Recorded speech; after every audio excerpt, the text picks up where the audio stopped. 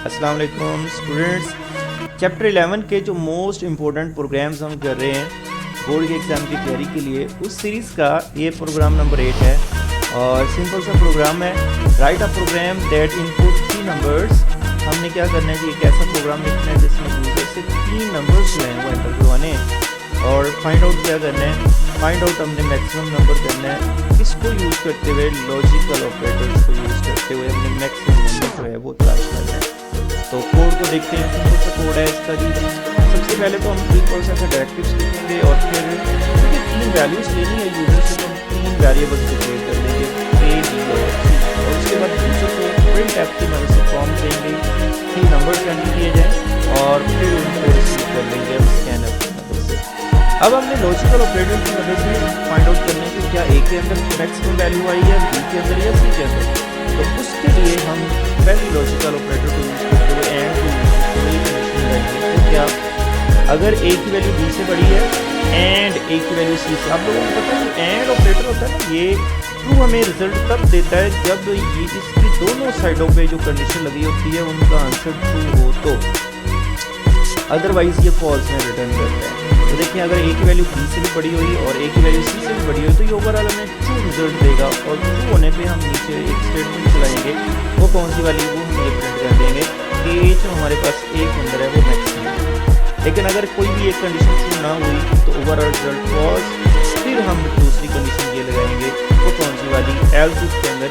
तो अब ये चेक किया जाए कि क्या B की वैल्यू बड़ी है A से एंड B की वैल्यू बड़ी है C से। अगर ये कंडीशन हमारी ट्रू हुई तो फिर इसका मतलब B जो है वो मैक्सिमम है। क्यों? क्योंकि ऊपर A मैक्सिमम अगर नहीं होता तो फिर ये कंडीशन चेक की जाएगी।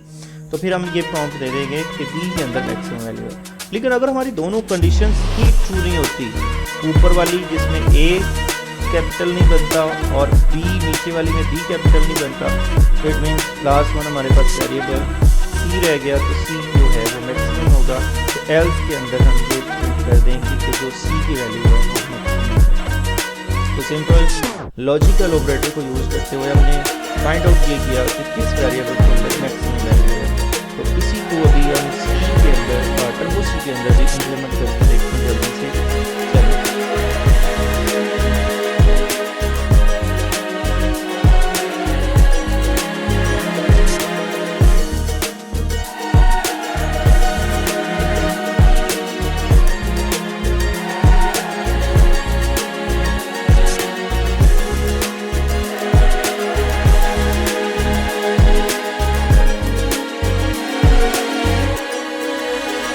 ओके जी, फिर वो C के अंदर भी कोड को इम्प्लीमेंट कर लिया गया है और इसको अब हम एक्सिक्यूट करके चेक करते हैं कि फाइंड आउट करेंगे हम मैक्सिमम नंबर।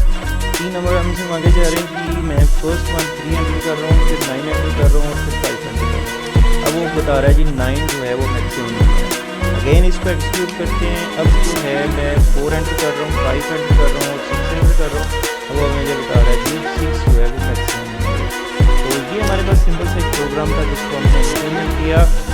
नेक्स्ट वीडियो में हम प्रोग्राम नंबर 9 को देखेंगे जो मोस्ट इम्पोर्टेंट प्रोग्राम है चैप्टर नंबर 11 का।